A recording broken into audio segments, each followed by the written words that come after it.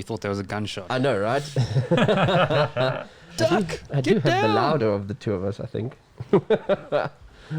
Yeah, dude, there's some where I have to edit it. It's like this little peak when you've done it. I'm like, was that it? Was that? There it is. The grand scheme. Oh, okay, so we're back for round 2 with Jeff over here. And I know you had an interesting little anecdote that you wanted to share with us that's probably going to embarrass Mark a little bit. That's chilled. Not really, eh? No, it's just the story of how I met Mark and... How I Met Your Mark. I think it was the end of 2018. Yeah, it was the first year when I moved to Gauteng side for my job. And For your sins. so there was this comic car boot sale that was hosted being hosted by Gavin, Dolan, and Actually, I just want to. Mark. Sorry to interrupt you there, but I want to give a shout out because Gavin and I are really good mates, and they run comic law and stuff. And like you said, the boot sale was totally his idea, and he pitched it at all of us, and we're just like, when can we do another one? We were still going, when can we do another one, guys? I met them. They're such humble, really nice gents, you know. Yeah, and, definitely. It's always good to meet those kind of guys in this kind of community. You know? And so the event was hosted on a Saturday, and I'd come through. I didn't go sell any comics. I went there as to go buy comics, and I was browsing around and came across Mark's stand and browsing through stuff. Your boot, baby. So He likes what you had in your boot. Obviously, when you go to these type of events, you have some hope that you'll find something you're looking for. Yeah.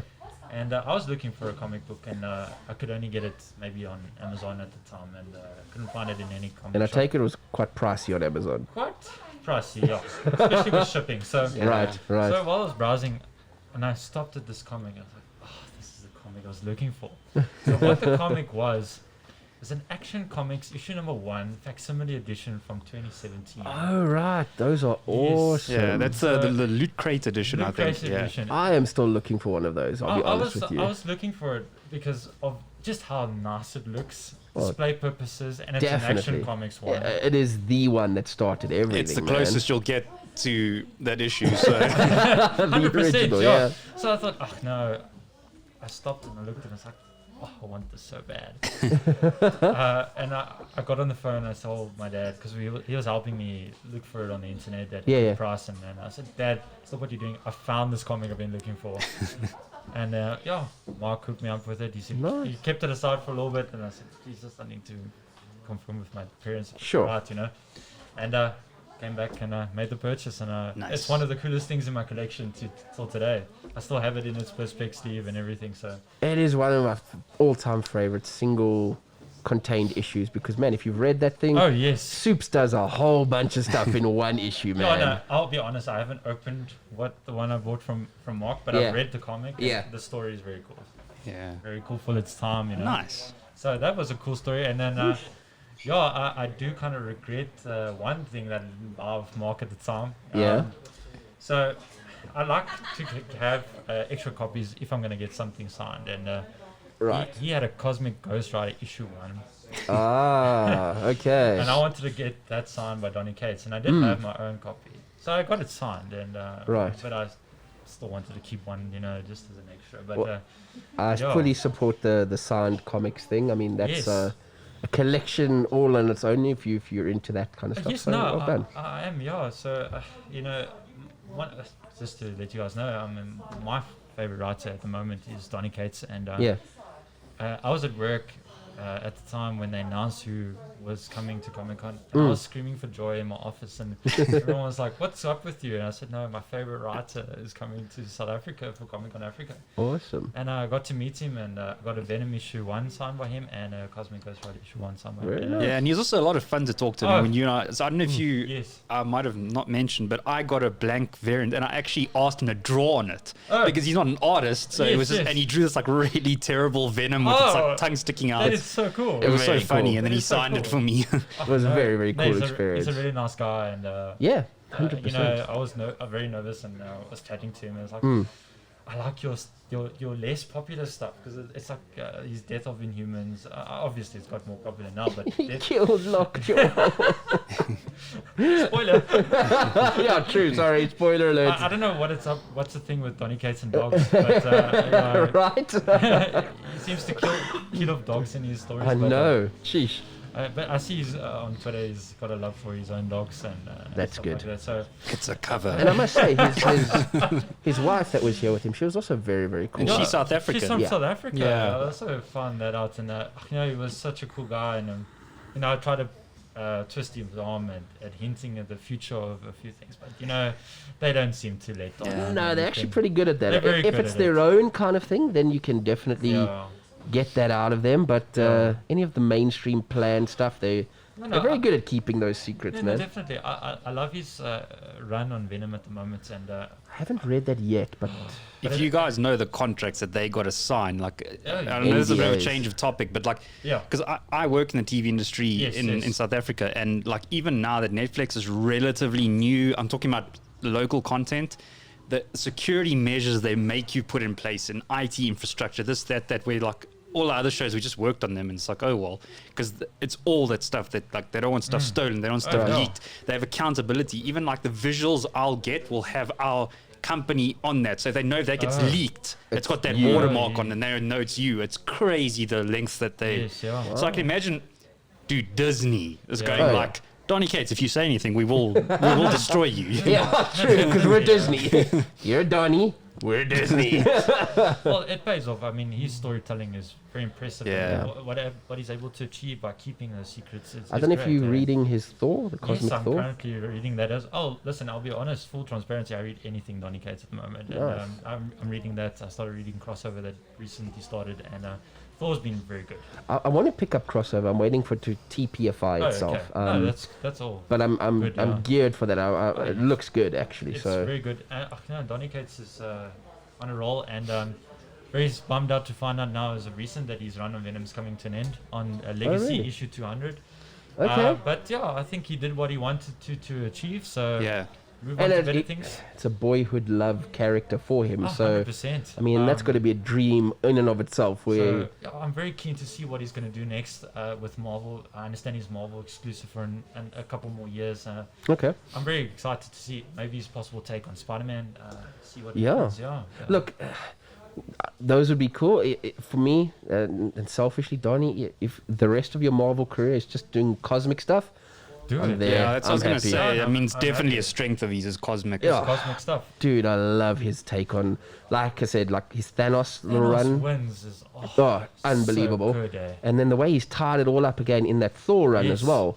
All these little things that he did comes full circle in Thor. I was like, this is So, amazing. he's I very love good. it. Yeah, No, it's like his own kind of Kate's verse that's Yeah. self-contained. But I know it's Yeah. branching out to for different sure. areas, which But- is very cool. Yeah, I agree, 100%. So, Donny Cates. Okay, we know who the favorite writer is. Do you have a favorite artist? Artist, I lean very much to Gary Frank and Jason Fabok at DC. Okay.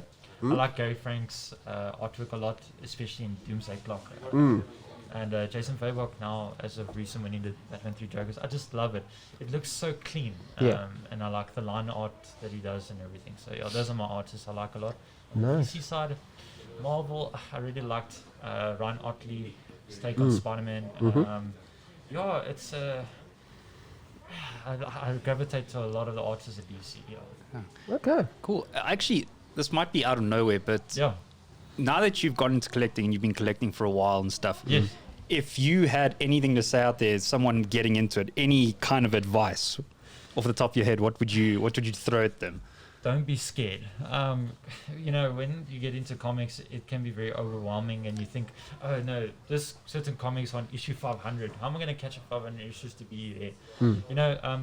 I had a lot of help with the guys at Cosmic when I started. I spoke to Brandon. Brandon's a good friend of mine as well, and he got me into recommendations on certain comics, and those comics really have shaped my reading today. And so Nice. don't be afraid to ask if you are starting out. Ask for recommendations on a certain character you do like, and you will get that help that you are looking for. Yeah. Good advice. Yeah, and it's interesting you say that, because that's the first thing I thought of, is you get so many people that are like, how do I start knowing about this character? I can't get issue 1. Yeah. And, that's the first thing you learn, is that they reboot volumes and create new volumes, Sure. and they kind of give you something to go off, Well, sometimes it's just a self-contained little story, and if you know the basics, Batman, parents died as a kid, shaped to what he is today, runs around with a cape, you're pretty good. You can read that type of story. It's like I come to realize, okay, this is how comic books work. They do this arc type of thing. They can easily jump on and catch up. They seem to make it easy for anyone to jump onto a series and say, okay, this is what the history is on. The previous issue, this is what happened. Marvel does that very well. So True. Yeah, 100%. It was something that I think, especially Jim Shooter, when he was in charge of Marvel, he was beating that drum all the way back then around this comic that you're potentially doing right now is probably someone's first comic ever.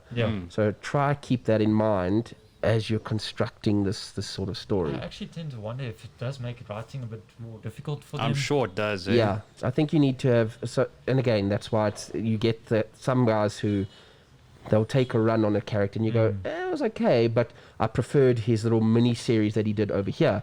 If he's got that kind of okay, it's a mini series, it's self-contained, they probably be better at writing that, where you get other guys who probably just more wired around sort of short story-ish kind of mentality, weaving in introductions and scene setters for guys so that they can just pick it up and read and go, okay, I get where I am in the story and in the history here, and I can read on from there. So different strengths for different people, and that's okay, know. It's very cool. 100%. I know Mark had an idea that he Sorry. wanted to try and shoot past you. I just thought of a note and I wanted to write down. But yeah, so we want to introduce a new little segment. I'm impressed that you're doing notes as we're going. That's normally my thing. Oh, wow. Nice. So I've got a vision for this. I don't know if we should talk about it on the podcast, but that it becomes a regular segment. So we have a little title board for it and everything. Cool.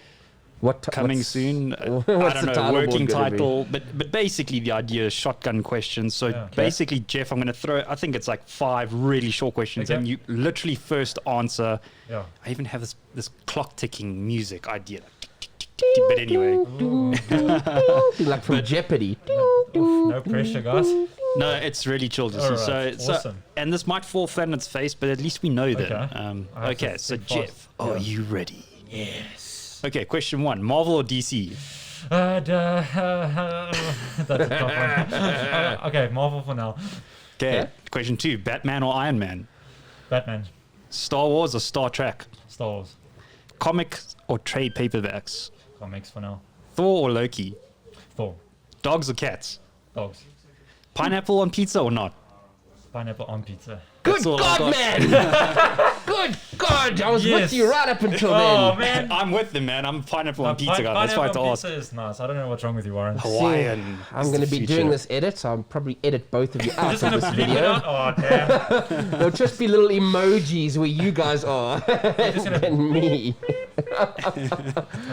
I like that. The shotgun questions were good. Shit, you threw me off with the Marvel DC. Yeah, I knew it was the easiest but the hardest one. That's why I started with them. Okay, I had to rep Marvel. I'm wearing Marvel today. So fair enough. It has its days. I gravitate towards Marvel some days, DC others. I feel you. That is a tough one. I think definitely early on in my collecting, I was probably Marvel over DC. But lately, I think I'm more DC over Marvel of late. Star Wars and Star Trek. Yeah, you both, dude, through and through. I'm also Star Wars. If I had to pick, though, I'd probably say currently, I'm probably more Star Wars, and it's just off The Mandalorian. I thought so. It's The Mandalorian that firmly ahead of Star Trek currently. And what was the other one that you asked? Thor, Loki was one of them. Yeah, Thor was for me. I'd say comic books, Thor. But movies Loki. Yeah, that's pretty accurate. And more Hiddleston. The way Hiddleston he's phenomenal, carries that going. I think I'd take dogs over cats. Yeah, I'm a dog. And definitely no fucking pineapple and pizza. God, fuck.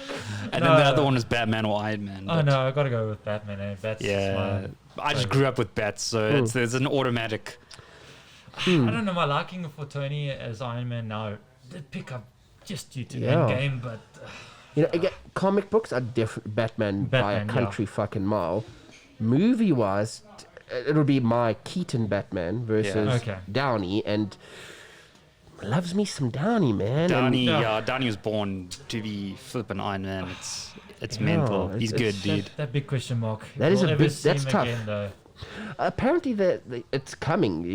I don't know what capacity, whether it's going to be flashbacky time travels or the voice of him. I still think it's going to be voice, and they're going to do an AI thing that lives on. So all he's got to do from a movie production point of view, all he's got to do is go in for voiceovers. They might even do it one step further. I can imagine it would be almost like when he's in the helmet. Yes. It could just be his face, like in, say, Spider-Man, Peter Parker. Like Peter in his mask sees this Tony face that's AI generated. And again, it's just Downey on a chair. They're filming his face and he's making these... Because part of what makes Downey cool is the facial expressions that he pulls and makes while he's delivering. And how he improvises. I mean... because the directors let him improvise, and that's what gets his performances so unique. I mean, dude, I just look at it from an acting perspective. We're going to film your face and we're going to project color, but that's it. That's the only tool you have is your face, your voice, and the facial expressions you make. Like some of those things where, like, I watched the first Avengers movie recently, and there's that one scene where he takes on Thor. Thor charges up the lightning and zaps him, and he goes, and you see inside the mask, and it says, "Power now at 400%," and he goes, "How about that?" Just, that little... tilt my head to the side. How about that? And then cut out, and you see him just throw it all back at Thor. No, he portrays that character perfect. 100%. And a lot of it's in those facial expressions, just seeing how he reacts to certain things. And so cool. For me, my wish list would be a face. Let's put a face in there that Peter's seeing. It is easier to film, so it's possible, Look, there'll be parts where you'll cut to see Spider-Man out and you'll hear Tony talking to him, fine. But every now and again, show us in the mask. Let's see this little face of Tony here berating Peter or telling him to do stuff or whatever, and Peter trying to, like, you'll see this villain throwing things at him. Tony's sitting here and he's like trying to balance, survive this, the insults coming from Tony. Like, I think it'll make for a very cool I think so too, little thing. So let's see, let's hope. And apparently they're bringing back Cap. I heard about that too. I don't know how or why, but Chris Evans' Cap is also one of my cool things.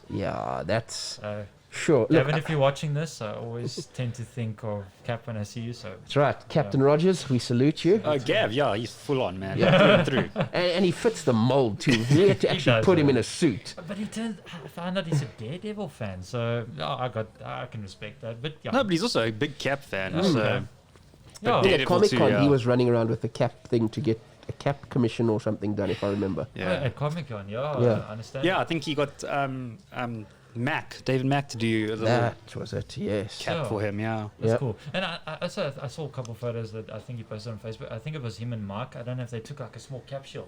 Signed by everyone. That was very cool. Very awesome. I mean, it's a very cool thing to remember Comic-Con about. 100%. So Captain Rogers right there. It's so cool. The MCU has a lot of exciting things in store that I can't wait to see. So it's just sadly this whole pandemic thing is... Have any of you guys watched any of WandaVision yet? I have.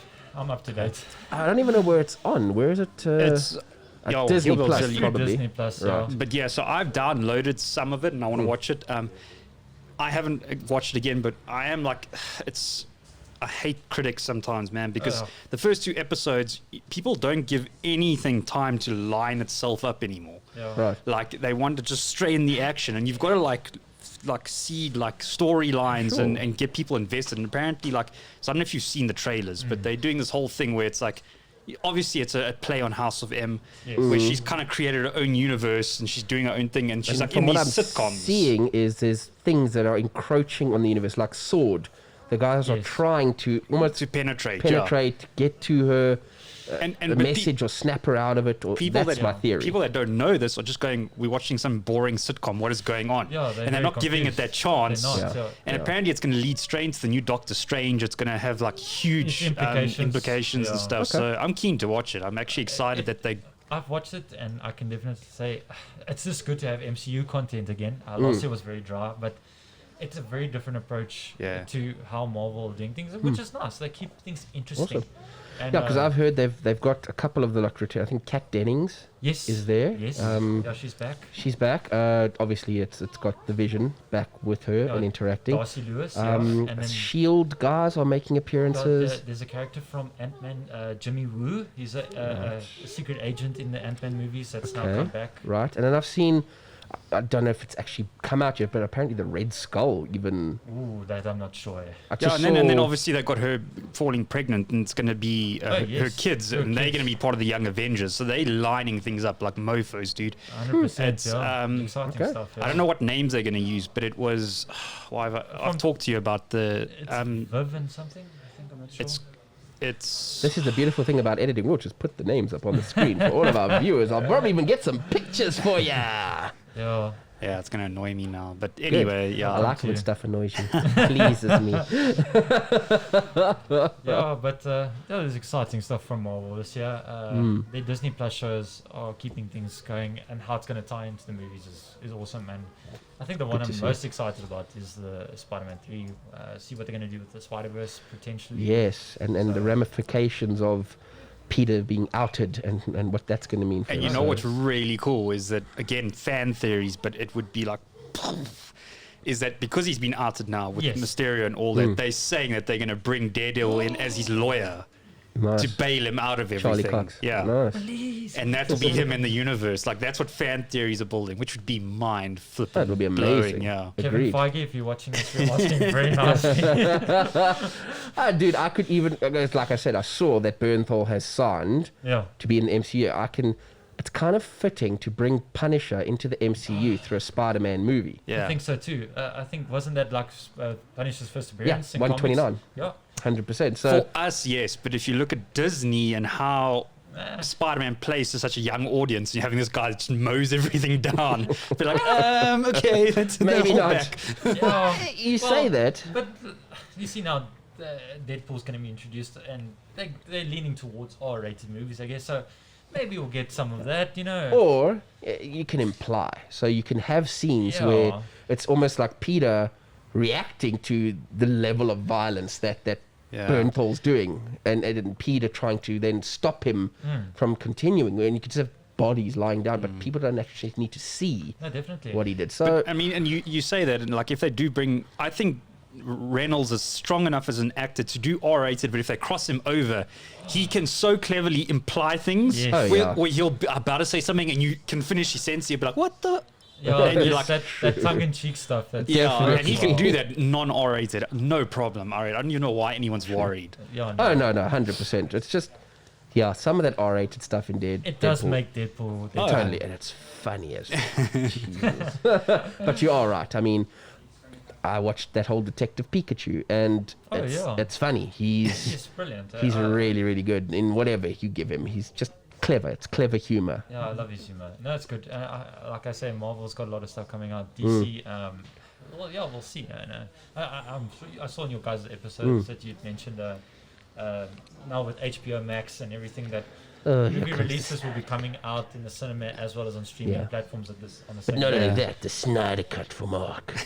I'm excited. I'm on Mark's side about this. It's now that I've got mixed feelings about this, but apparently he's changed back now. It used to be they were going to make it 4 episodes. Now it's one long thing. One long thing. And that's going to kill people. Do like a 4-hour film. Like, I'll do it. They announced the release date yesterday, wasn't it? Yeah, and the average person is going to be like, nope, and they're going to tune out. Too long, So, the release date's now 18 March of this year. So, don't know how to feel about this full 4 hours. Look, I'm excited. I'm Check just it out. to compare the two. Yeah. But and now Jared Leto's Joker's coming back in it just for a scene.